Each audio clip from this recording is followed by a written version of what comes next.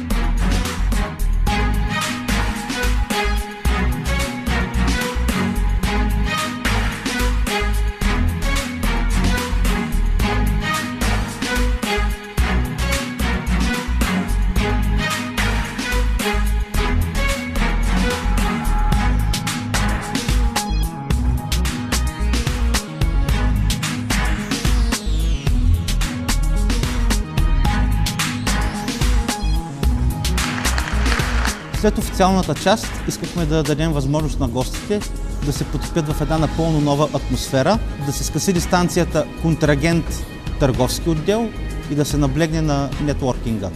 Както винаги при организацията на такъв тип събития е от изключително значение хората на среща да са специалисти в бранша и да знаят какво искат.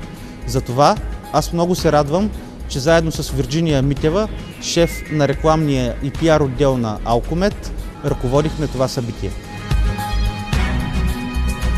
Алкомет и агенция Форми работят съвместно от дълго време, като зад гърба ни има множество съвместни проекти.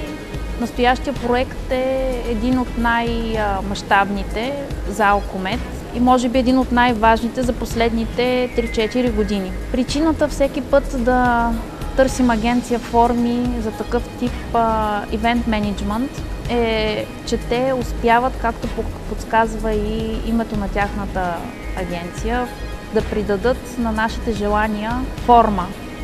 Не просто да реализират един проект, но да го направят по такъв начин, че крайният резултат да пресъздаде отлично лицето на компанията.